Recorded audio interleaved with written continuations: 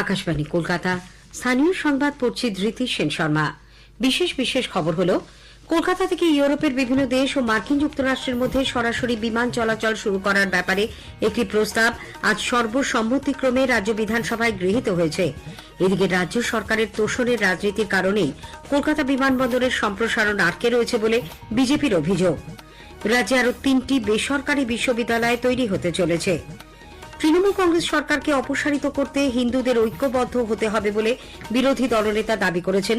এদিকে বাংলাদেশের সংখ্যালঘুদের ওপর আক্রমণের প্রতিবাদে বিজেপি, কংগ্রেস সহ বেশ কয়েকটি দল ও সংগঠন আজ বিক্ষোভ কর্মসূচি পালন করে।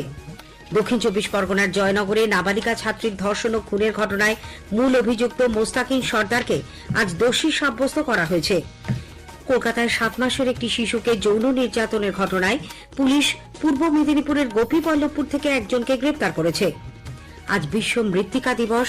নানা অনুষ্ঠানের মধ্যে দিয়ে দিনটি পালিত হচ্ছে। সৈয়দ মুশতাক আলী ট্রফি টি20 ক্রিকেটে বাংলা 7 উইকেটে রাজস্থানকে হারিয়ে দিয়েছে। আসছি বিস্তারিত খবরে। কলকাতা থেকে ইউরোপের বিভিন্ন দেশ এবং মার্কিন যুক্তরাষ্ট্রের মধ্যে সরাসরি বিমান চলাচল শুরু করার ব্যাপারে একটি প্রস্তাব আজ সর্বসম্মতিক্রমে রাজ্য বিধানসভায় গৃহীত হয়েছে। এ ব্যাপারে প্রয়োজনীয় পদক্ষেপ করার জন্য কেন্দ্রীয় সরকারের কাছে আবেদন জানিয়েছে রাজ্য বিধানসভা।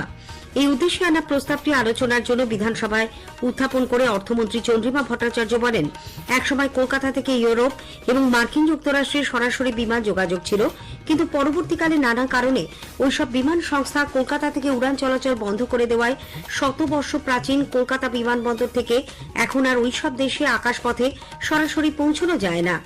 যাতে ওই বিমান সংস্থা ফের কলকাতা থেকে ওই সমস্ত দেশে সরাসরি বিমান চালাতে আগ্রহী হয়, সেই জন্য তাদের আকর্ষণ করতে প্রয়োজনীয় পদক্ষেপ গ্রহণের জন্য কেন্দ্রীয় সরকারকে অর্থমন্ত্রী আবেদন জানান। প্রস্তাবে আমরা যেটা বলতে চেয়েছি, কলকাতা ইন্টারন্যাশনাল এয়ারপোর্ট থেকে ডাইরেক্ট কানেক্টিভিটি ইউরোপিয়ান কান্ট্রিজ অথবা ইউনাইটেড স্টেটস অফ আমেরিকার বিভিন্ন জায়গায় নেই। কেন্দ্রীয় সরকার রাজ্য সরকারের মাধ্যমে এমন পরিবেশ তৈরি করা হোক যাতে এই এয়ারলাইন্স গুলো তাদের আমরা আকৃষ্ট করতে পারি। তাহলে এখানকার যারা মানুষ যারা বিদেশে যান অথবা বিদেশের মানুষ এখানে আসেন তাদের পক্ষে সুবিধা হবে।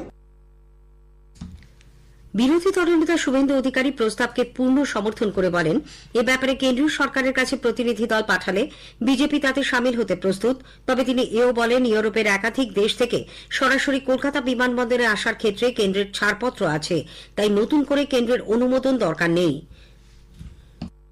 আজকে আমাদের বক্তব্য রেখেছি, বিজেপি কমিটেড বাংলা বাঙালির স্বার্থে যে কোনো পজিটিভ প্রোগ্রেসিভ ডেভেলপমেন্ট ওরিয়েন্টেড পশ্চিমবঙ্গের জন্য আমরা আছি। এখানে আমরা রাজনীতি দেখি না, দেখবো না। আমরা পশ্চিমবঙ্গ ভাগের পক্ষে নই, আনডিভাইডেড বেঙ্গলের ডেভেলপমেন্টের পক্ষে। একইভাবে কলকাতা বাগডোগরা অন্ডাল এয়ারপোর্ট থেকে ইন্টারন্যাশনাল ফ্লাইট চালু হোক, ইউরোপে পৌঁছে যাক, ইউরোপ থেকে আমাদের এখানে সবাই আসুক, আমরা চাই।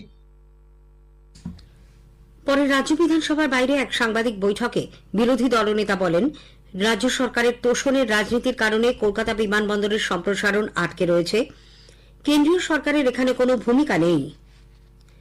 রাজ্যে আরও 3টি বেসরকারি বিশ্ববিদ্যালয় তৈরি হতে চলেছে।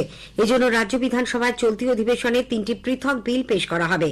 আগামী মঙ্গলবার বিধানসভায় দ্য রবীন্দ্রনাথ ঠাকুর ইউনিভার্সিটি বিল 2024 নিয়ে আলোচনা হবে।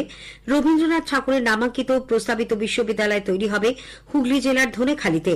কালীপদ সাহা মেমোরিয়াল ট্রাস্ট নামে একটি স্বেচ্ছাসেবী সংগঠন ওই বেসরকারি বিশ্ববিদ্যালয় তৈরি করবে। এদিকে উত্তর 24 পরগনার আগরপাড়ায় রামকৃষ্ণ পরমহংসদেবের নামে একটি বিশ্ববিদ্যালয় তৈরি করছে রামকৃষ্ণ বিবেকানন্দ মিশন। এই বিলটি নিয়ে মঙ্গলবার বিধানসভায় আলোচনা হবে বলে কার্য উপদেষ্টা কমিটির বৈঠকে স্থির হয়েছে। অন্যদিকে আগামী বুধবার দক্ষিণ কলকাতার ভবানীপুরে নতুন একটি বিশ্ববিদ্যালয় তৈরির জন্য দ্য ভবানীপুর গ্লোবাল ইউনিভার্সিটি বিল শীর্ষক একটি বিল নিয়ে বিধানসভায় আলোচনা হবে। ভবানীপুর গুজরাটি এডুকেশন সোসাইটি ওই বিশ্ববিদ্যালয় তৈরির সঙ্গে যুক্ত রয়েছে। রাজ্য সরকার এখন থেকে সব শ্রেণীর সরকারি কর্মচারীদের এলটিসি এবং এইচটিএসসি তে ট্রেনে সপরিবারে ভ্রমণে শীতাতপ নিয়ন্ত্রিত শ্রেণীর ভাড়া দেওয়ার সিদ্ধান্ত নিয়েছে। অর্থ দপ্তরে জারি করা এক বিজ্ঞপ্তিতে যে সমস্ত কর্মচারীর মাসিক মূল বেতন 50,000 টাকার কম তারা এসি 3 টায়ারে এবং তার থেকে বেশি বেতনের কর্মীরা এসি 2 টায়ারের ভাড়া পাবেন বলে জানানো হয়েছে। অন্যদিকে যে ট্রেনগুলিতে শুধু চেয়ার কার রয়েছে সেখানে এসি শ্রেণীর ভাড়া দেওয়া হবে। এলটিসির নতুন নিয়মে জাহাজে করে আন্দামান বা লাক্ষাদ্বীপ বেড়াতে গেলে 40,000 টাকা মূল বেতনের বেশি কর্মীদের প্রথম শ্রেণীর এবং তার থেকে কম বেতনের কর্মীদের দ্বিতীয় শ্রেণীর কেবিনের ভাড়া দেওয়া হবে। গত 1 ডিসেম্বর থেকে নতুন এই নিয়ম কার্যকর হয়েছে।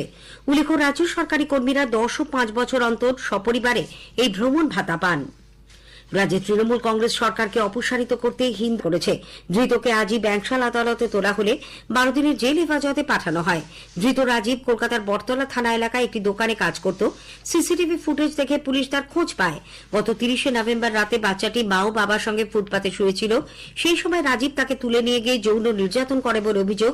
পরে শিশুটির মা বটতলা থানায় অভিযোগ জানালে পক্সো আইনে মামলা দায়ের করা হয়।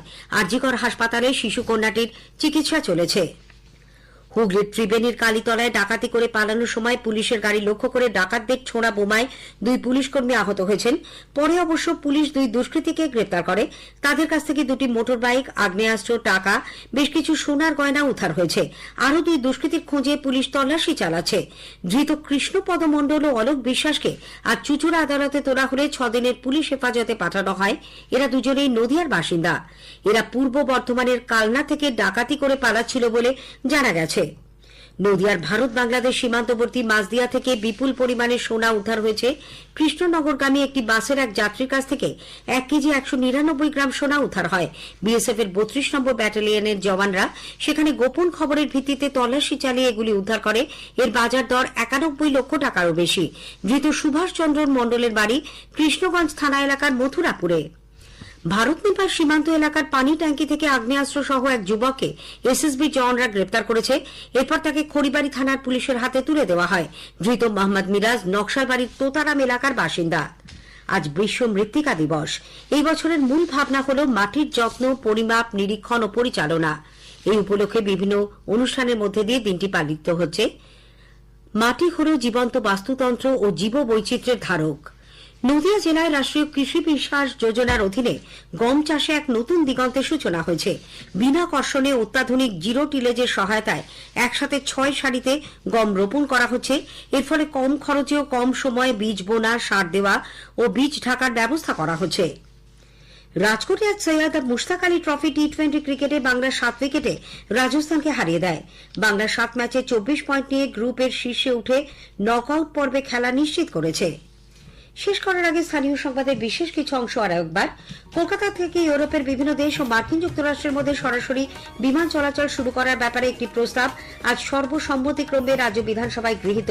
দক্ষিণ 24 পরগনার জয়নগরে নাবালিকা ছাত্রীর ধর্ষণ ও খুনের ঘটনায় মূল অভিযুক্ত মোস্তাকিম সর্দারকে আজ দোষী সাব্যস্ত করা হয়েছে।